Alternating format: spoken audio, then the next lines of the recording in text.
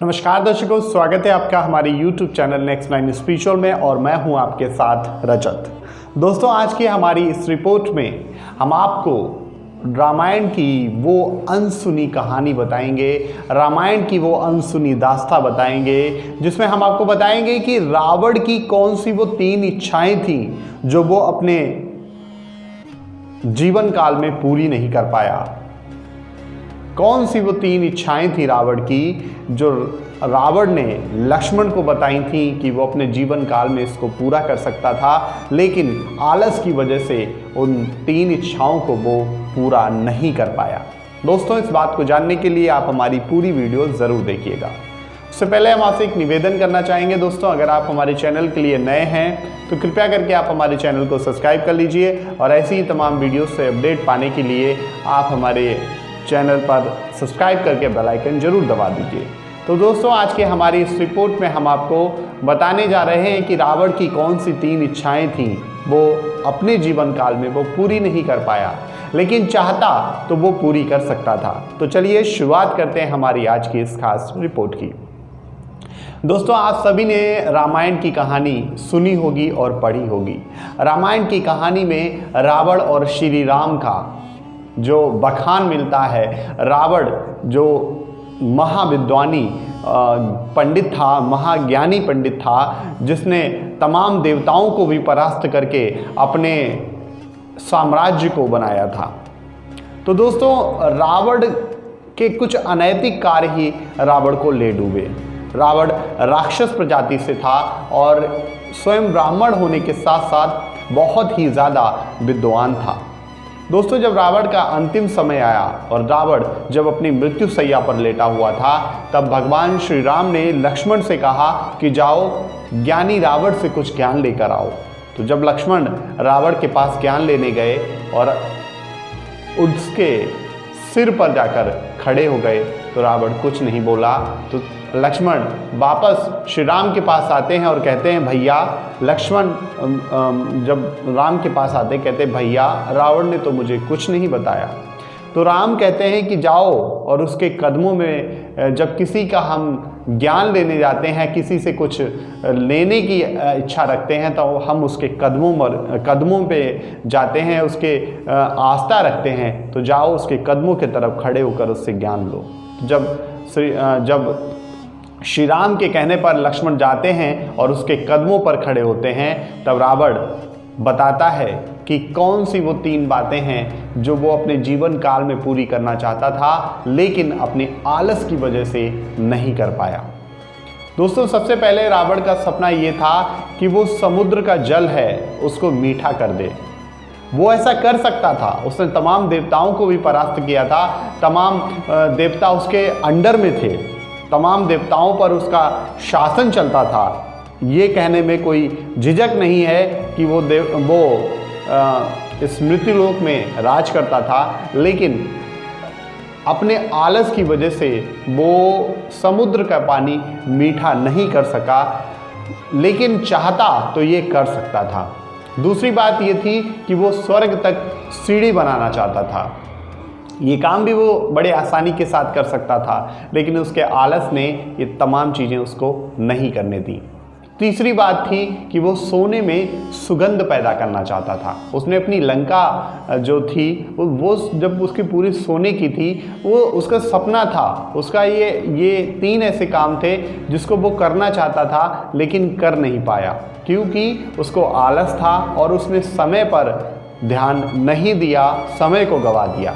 तो दोस्तों, लक्ष्मण को रावण ने सबसे बड़ी सीख दी थी कि समय के अनुसार ही सारे काम करने चाहिए। समय बहुत बलवान होता है, समय को कभी भी व्यर्थ नहीं करना चाहिए। दूसरी बात, कभी भी इंसान को आलसी नहीं होना चाहिए। आलस से मनुष्य को खा जाता है। अगर मनुष्य कोई काम करना भी चाहता है, उसके अंदर आलस है, तो वो काम नहीं कर सकता और ऐसे ही मनुष्य आलस में घिर जाता है और वो तमाम संकटों से जूझता रहता है, तमाम समस्याओं से जूझता रहता है, लेकिन वो काम नहीं कर पाता। तो दोस्तों, सबसे पहले तो रावण ने कहा कि मनुष्य को आलस त्याग देना चाहिए और अपने समय का हमेशा सदुपयोग करना चाहिए। तो लक्ष्मण ने कहा कि आप ये बातें हमें बता तो रहे हैं, लेकिन आप हमें प्रमाण के साथ ही बातें बताइए। लक्ष्मण भी ज्ञानी थे, लक्ष्मण भी श्री राम के भाई थे। और तो लक्ष्मण ने ये प्रश्न किया तो रावण ने उनसे कहा कि जाओ 7 पत्ते पीपल के लेके आओ और एक बबूल का कांटा लेकर आओ। तो दोस्तों जब उसने पहला पत्ता जो था पीपल का वो बबूल में चुभाया तो वो सोने का बन गया, दूसरा चांदी का, तीसरा तांबे का, चौथा कांस्य का। ऐसे ऐसे तमाम धातुओं में वो बदलते गए, लेकिन जो अंतिम पत्ता था 7वां पत्ता वो हरा का हरा ही रह गया। तो दोस्तों इस बात से रावण ने उदाहरण दिया कि समय क्षणिक होता है और क्षण भर के समय में क्या हो जाए, कौन सा किसको अवसर मिल जाए, कौन सी किसको अपॉर्चुनिटी मिल जाए, ये समय पर डिपेंड करती है। इसलिए कभी भी आप समय को ना गवाइए, समय को व्यर्थ में ना जाना दीजिए। आपका हर एक पल बहुत ही ज़्यादा कीमती होता है, हर एक क्षण बहुत ही कीमती होता है। इसलिए कभी भी समय को ना गवाइए, समय को हमेशा अपने उपयोग में लीजिए, समय को व्यर्थ ना जाने दीजिए, समय के अनुसार ही सभी काम कीजिए। और आलस की बात जब रावण ने की कि आलस की वजह से उसने समुद्र का पानी खारे से मीठा नहीं कर पाया, लेकिन ये सबसे बड़ा उसका सपना था कि वो खारे पानी को मीठा बना दे। ऐसा वो कर सकता था, लेकिन उसके आलस और घमंड की वजह से वो नहीं कर पाया। उसने सोचा कि मैं कर लूँगा, और उसका ये मैं उसको ले डूबा और वो अंत में मृत्युशैया पर लेट गया और ये काम उसके ये इच्छाएँ उसकी अधूरी रह गई। दूसरी चीज़ वो चाहता था कि वो स्वर्ग तक सीढ़ियाँ बनाए। स्वर्ग तक जाने के लिए रावण सीढ़ियाँ बनाना चाहता था। आप इस बात से अंदाज़ा लगा सकते हैं कि रावण के पास कितनी शक्ति थी, कितना रावण का अपना एक वजूद था कि वो स्वर्ग तक अपनी सीढ़ियाँ बनाना चाहता था। ये रावण का सपना था और ये कर भी सकता था, लेकिन उसके आलस और उसका घमंड जो था वो उसको ले डूबा, उसने उसको कुछ नहीं करने दिया। तीसरी बात थी कि वो सोने में सुगंध पैदा करना चाहता था। दोस्तों आप सभी जानते हैं कि सोना सुनहरा होता है, खूबसूरत होता है, और सोने का कभी भी कोई कलर नहीं जाता। सोना चाहे जल जाए लेकिन वो सुनहरा ही रहता है। तो दोस्तों वो चाहता था कि सोना जो है वो सुगंध दे, सोने में खुशबू आए, क्योंकि धातुओं में तमाम धातु जो होती हैं उनमें अपनी खुशबू नहीं होती, पर रावण ये चाहता था कि सोने में खुशबू पैदा करे वो, और वो ऐसा कर लेता। इसके लिए उसने कभी भी समय नहीं दिया, और अगर वो समय देता, आलस ना करता, तो वो सोने में भी सुगंध पैदा कर सकता था। और दोस्तों सबसे अंतिम बात लक्ष्मण को रावण ने बताई कि कभी भी किसी से ज्ञान लेने जाओ तो पूरी श्रद्धा के साथ जाओ, पूरे समर्पण के साथ जाओ, पूरे विश्वास के साथ जाओ। अगर आप किसी से ज्ञान लेने जा रहे हैं तो आप उससे छोटे हैं, तो छोटे होने के नाते आप उसके कदमों में ज्ञान लीजिए, ना कि आप उसके सर पर चढ़कर उसका ज्ञान लीजिए। क्योंकि कोई भी इंसान तभी आपको अपनी चीज़ें बताता है जब आप उसका भरोसा जीतते हैं, और आप उसका भरोसा तभी जीतेंगे जब आप नतमस्तक होंगे।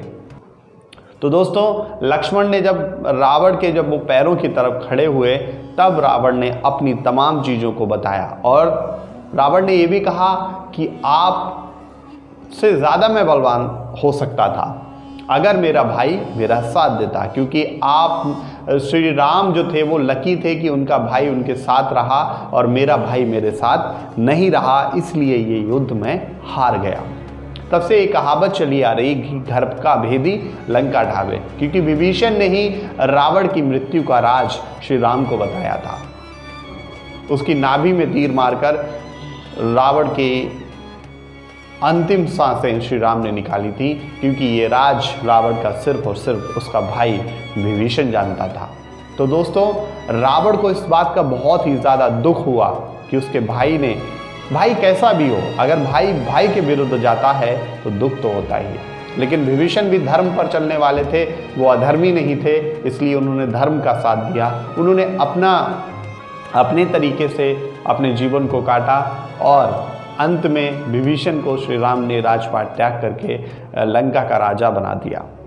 तो दोस्तों the moral of the story is that कि इस स्टोरी का मोरल ये है कि आप कभी भी आलस ना करें, कभी भी आप समय को ना गवाएं, और आपका जो भाई है, कभी भी आप अपने भाई को गलत ना समझें, भाई के साथ रहें, भाई का हमेशा साथ दें, क्योंकि भाई जो होता है, भाई से बढ़कर कुछ नहीं होता। रामायण में भी कहा गया है कि भाई जो है, अगर राम का भाई राम के साथ नहीं होता तो शायद राम ना युद्ध जीतते। और लक्ष्मण जो थे वो राम के इतने समर्पित हैं कि मतलब उन्होंने अपना पूरा जीवन ही राम के कदमों में त्याग दिया, लेकिन रावण के भाई ने रावण का साथ नहीं दिया। तो दोस्तों, ये रामायण की एक अनसुनी कहानी थी जो मैंने आपको बताई। अगर आपको हमारी इस कहानी में ज़रा सा भी इंटरेस्ट आया हो तो प्लीज़ आप हमारी कहानी को थोड़ा और फॉरवर्ड कीजिए, थोड़ा और शेयर कीजिए, और सब्सक्राइब और लाइक तो बनता ही है। दोस्तों, अगर आप हमारे चैनल से जुड़ा रहना चाहते हैं तो प्लीज़ सब्सक्राइब कर लीजिए और बेल आइकन जरूर दबा दीजिए। और तमाम अपडेट्स को पाने के लिए आप बेल आइकन तो दबाना ज़रूरी है। दोस्तों, मैं आशा करता हूं कि आपको हमारी ये वीडियो पसंद आई होगी। अगर आपको हमारी ये वीडियो पसंद आई हो तो कृपया करके आप हमारी इस वीडियो को ज़्यादा से ज़्यादा लोगों तक शेयर कीजिए और हमारे चैनल को सब्सक्राइब कीजिए। मुलाकात होगी आपसे अगले कार्यक्रम में। तब तक के लिए मैं रजत आपसे विदा लेता हूँ। नमस्कार, धन्यवाद।